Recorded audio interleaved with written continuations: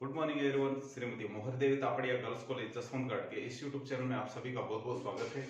आज का हमारा जो डिस्कस का टॉपिक है वो है बैंकिंग नियमन अधिनियम 1949 के कुछ प्रावधान। तो भारत में जो ये अधिनियम बना है, इसके अधिनियम के साथ में ही कुछ प्रावधान भी आए थे। आज हम इन प्रावधानों की बात करेंगे कि भारतीय जो बैंकिंग नियमन अधिनियम है, इसके मुख्य प्रावधान है जो कि क्या क्या है। तो इस वीडियो से पूर्व हमने इस अधिनियम से संबंधित कुछ इसके उद्देश्य जाने थे, इसके बेसिक जो प्रश्न में उसके बारे में जाना था, इसकी विशेषताओं के बारे में हमने जाना था।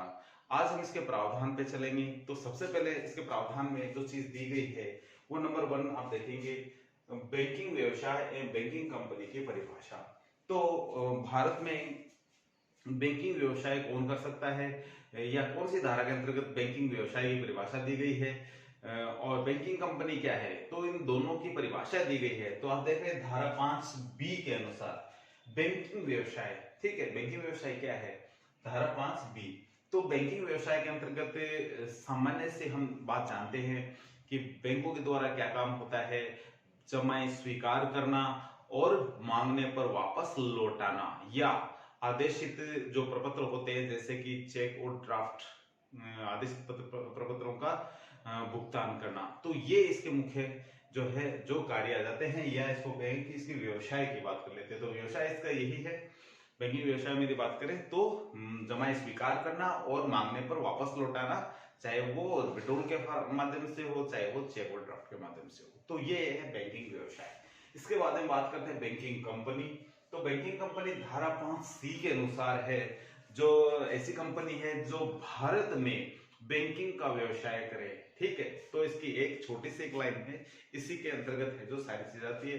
यानी बैंक कोई भी ऐसी बैंकिंग कंपनी जो भारत में बैंकिंग के रूप में व्यवसाय करे, वही है जो बैंकिंग कंपनी है। तो ये है इसकी परिभाषा।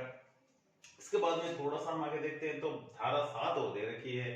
तो धारा 7 में ये दिया गया है कि भारत में ऐसी कोई भी बैंकिंग कंपनी है जो अपने बैंक के रूप में काम कर सकती है, जो निम्नलिखित जो उसकी जो शर्तें दे रखी है आरबीआई के अकॉर्डिंग है, तो वो शर्तें पूरी करने पर बैंक के रूप में काम कर सकती है, लेकिन उसको अपने नाम के आगे बैंकिंग, बैंकर और बैंक शब्द जोड़ने होंगे।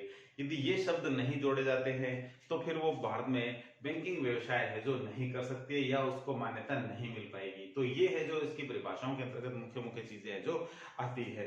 अब बात करें हम इसके नेक्स्ट टॉपिक की। तो नेक्स्ट टॉपिक में आप देख रहे हैं बैंकिंग कार्य, ठीक है। तो ये धारा 6 के अंतर्गत दिए गए हैं कि भारत में जो बैंकिंग कंपनियां है या बैंक है वो उनके कार्य क्या है, ठीक है। तो हम बात करेंगे एक एक पे। तो सबसे पहला है रुपया उधार देना या ऋण देना। तो ये है जो बैंकों का एक मुख्य काम होता है। क्योंकि जितना भी पैसा बैंक के पास जो जमाओं के रूप में आता है, बैंक इनको ब्याज कहां से भुगतान करेगा। तो बैंक का काम यही है कि लोगों से जमा लेता है और बदले में क्या है उस पैसे को इन्वेस्ट करता है लोगों में और उनको है जो इन्वेस्ट करके और पैसा कमाता है, ठीक है, ऋणों के रूप में। तो वो जो पैसा है ऋणों के रूप में वही उसकी मुख्य आय है। तो ऋणों के रूप में देकर के जो पैसा कमाया जाता है वो इसकी मुख्य आय है। तो इसलिए इसका मुख्य काम ये है कि ऋण देना। यदि बैंक यदि ऋण नहीं देगा तो इसका व्यवसाय ही सारा ठप पड़ जाएगा। क्यों, हम जानते हैं कि जो जमाएं स्वीकार की जाती है उन पे इंटरेस्ट रेट बहुत कम होती है जो ग्राहकों को दी जाती है, लेकिन बैंक ऋण देता है उसके एवज में बड़ी मात्रा में है जो जो ब्याज की राशि है जो प्राप्त होती है। इससे बैंकिंग व्यवसाय है जो सारा सारा चलता है। बात करें दूसरे पॉइंट की, अधिविकर्ष की सुविधा देना। बैंक अपने ग्राहकों को एक एक्स्ट्रा अतिरिक्त राशि निकालने की अपने खाते से जो सुविधा देती है, जिसे हम क्या कहते हैं बीओ, बैंक ओवरड्राफ्ट, यानी अधिविकर्ष की सुविधा है ये। इसमें एक निश्चित अवधि निश्चित राशि तक कोई भी जो ग्राहक है वो पैसे निकाल सकता है, लेकिन बैंक के द्वारा ये सुविधा उसको दी जानी चाहिए, ठीक है, तभी ऐसा हो सकता है।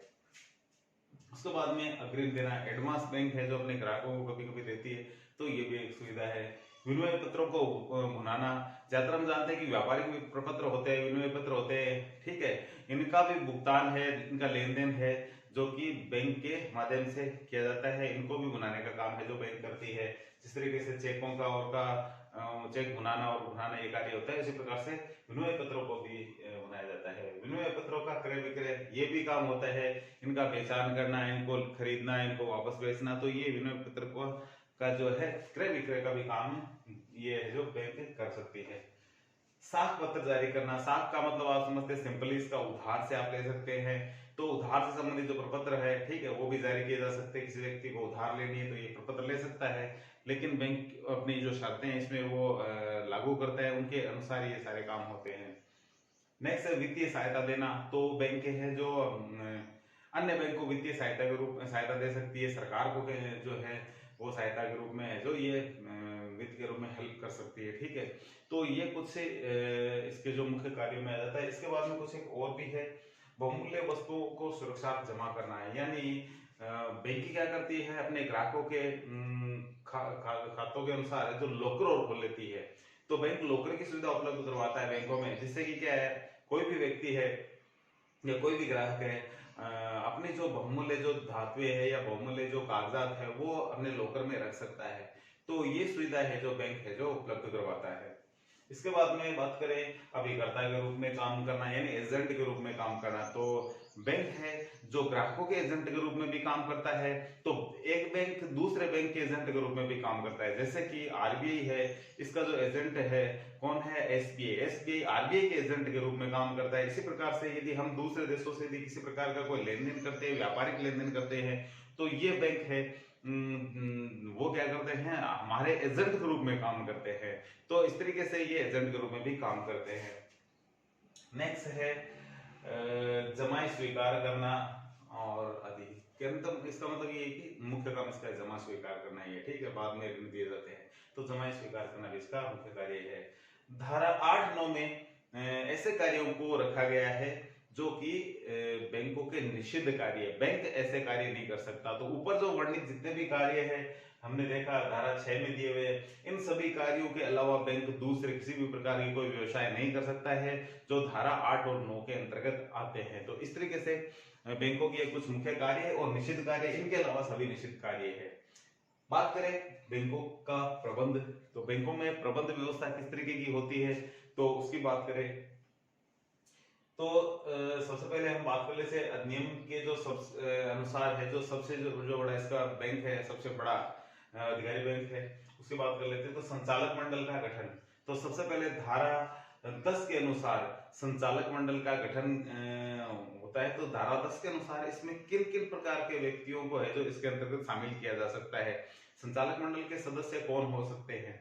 तो देखते हैं इसमें ऐसे व्यक्ति संचालक मंडल के सदस्य नहीं होंगे, यानी धारा 10 ये कहती है कि इन लोगों को संचालक मंडल का सदस्य नहीं बनाया जा सकता है। वो कौन कौन लोग हैं आप देख सकते हैं यहाँ, किसी व्यापारिक या औद्योगिक कंपनी के संचालक हो, यानी पहले से ही कोई कंपनी है जिसके क्या है संचालक है, कोई व्यक्ति है, उसको ये जो बैंकिंग कंपनी अधिनियम है जो इसका संचालक है जो अपना नहीं बना सकती है।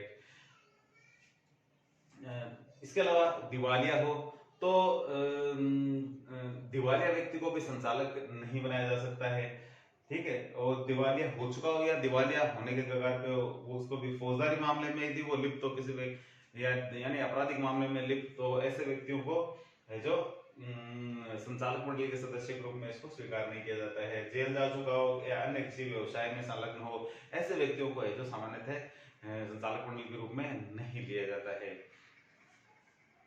नेक्स्ट है धारा 10A के अनुसार 51% संचालक ऐसे होने चाहिए जिनमें ये क्वालिटी होनी चाहिए, ठीक है। कौन कौन सी क्वालिटी है, वो लेखा शास्त्र का ज्ञान रखने वाले हो, कृषि, ग्रामीण अर्थव्यवस्था, सहकारिता, अर्थशास्त्र, वित्त, लघु उद्योग आदि की जानकारी रखने वाला हो। इसके अलावा आरबीआई को यदि ये जरूरी लगे कि इन चीजों का नॉलेज भी संचालक मंडल के जो सदस्य इनको होना चाहिए, तो वो भी उनका जो नॉलेज होना चाहिए, ठीक है। तो ये है संचालक मंडल के लिए। बात करें नेक्स्ट पॉइंट अध्यक्ष की नियुक्ति, तो जो संचालक मंडल है उसका जो अध्यक्ष होता है वो भी एक व्यक्ति नियुक्त किया जाता है। जैसे कि आरबीआई का है, आरबीआई सर्वोच्च बैंक संस्था है, ठीक है, तो उसका जो गवर्नर होता है तो उसकी भी नियुक्ति जैसे 5 साल के लिए, इस प्रकार से इसमें भी आप देख सकते हैं कि संचालक मंडल का जो गठन संचालक का जो संचालक की जो नियुक्ति होती है वो संचालक मंडल के जो सदस्य होते हैं उनके द्वारा होती है, और जो संचालक होता है उसका जो कार्यकाल है वो 5 वर्ष का होता है। एवं आगे भी यदि संचालक मंडल यदि चाहे तो उस कार्यकाल को आगे भी बढ़ाया जा सकता है। तो ये है जो इसके संचालक मंडल के अध्यक्ष की बात करें। इसके अलावा नियोजन पर प्रतिबंध एवं रोक, यानी ऐसे कामों पे रोक रहेगा जैसे कि हमने देखा है निश्चित कार्यों में। इसके अलावा कुछ देखते हैं कि प्रबंध हेतु प्रबंध अभिकर्ता नहीं, यानी प्रबंध कार्यों हेतु कोई भी व्यक्ति अपना एजेंट नियुक्त नहीं कर सकता है, ठीक है। इसके अलावा किसी कंपनी का यदि कोई व्यक्ति साझेदार है या दूसरी कंपनी में काम करता है उसको भी संचालक मंडल के अंदर शामिल नहीं कर सकते हैं। दिवालिया हो चुका हो या दिवालिया होने वाला हो ऐसे व्यक्ति को भी शामिल नहीं किया जा सकता है। आपराधिक प्रवृत्ति का यदि व्यक्ति कोई हो तो उसको भी इस प्रकार के कामों में शामिल नहीं किया जा सकता है। तो ये संचालक मंडल के अंतर्गत है जो ये चीजें आती है। तो किसको शामिल कर सकते हैं, इसके क्या क्या गुण होने चाहिए, वो हमने सारे इसमें पढ़े हैं। तो बाकी चीजें पढ़ेंगे नेक्स्ट टॉपिक पे। आज की वीडियो में इतना ही, मिलते हैं नेक्स्ट टॉपिक पे। तब तक के लिए धन्यवाद। अपने वीडियो को लाइक कीजिए, शेयर कीजिए, और यदि चैनल को सब्सक्राइब नहीं किया है तो वो भी जरूर कीजिए।